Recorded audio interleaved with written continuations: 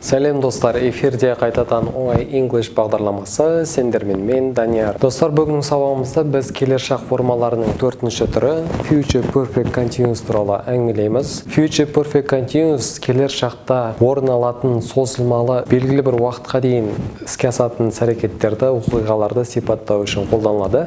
Оның жасалу жолы келесідей: will көмекші етістігі, have көмекші етістігі, been көмекші етістігі және ing жалғанған кез келген етістік. Мейлі ол дұрыс, мейлі ол бұрыс болсын. Future Perfect Continuous шағындағы етістіктер жақтарға қарай ешқандай өзгеріске ұшырамайды.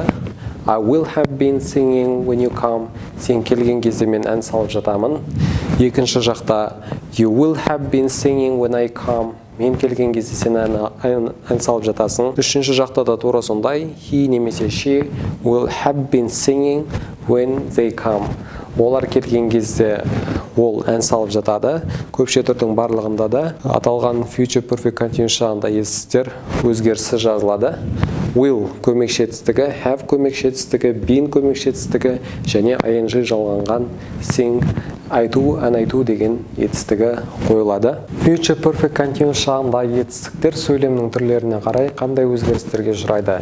Болымды сөйлем кезінде жоғарыда айтып өткеніміздей will, have been және ing жалғанған кез келген етістік жазылады. Мысалға, Әділет will have been watching TV by 10. Әділет сағат 10-ға дейін телевизор көріп жатады. Болымсыз сөйлем жасау үшін біз will көмекші етістігінен кейін not көмекші сөзін қоямыз. Әділет will not have been watching TV by 10. Әділет сағат 10-ға дейін телевизор көріп жатпайды. Сұрау сөйлем жасау үшін біз will көмекші етістігін есім мағынасын беретін сөздің алдына шығарып жүреміз. Қалған көмекші етістіктермен ing жалғанған негізгі етістік өз орнында қалады. Will Әділет have been watching TV by 10.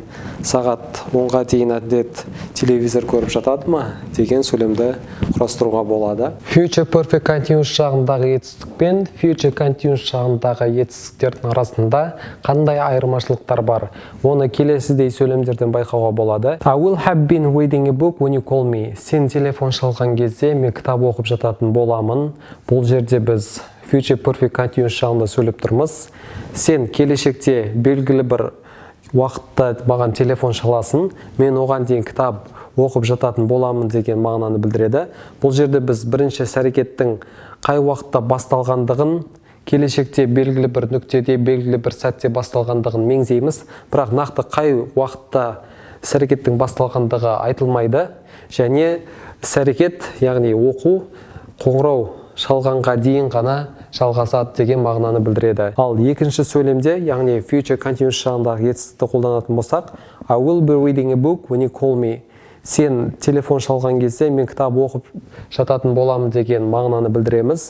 Бұл жерде бірінші іс-әрекеттің, яғни оқудың келешекте нақты қай нүктеде, қай сәтте басталатындығы айтылмайды, меңзелмейді. Және іс-әрекет, яғни бірінші іс-әрекет телефон шырылдағаннан кейін де ары қарай жалғаса беру мүмкін деген мағынаны қоса білдіреді.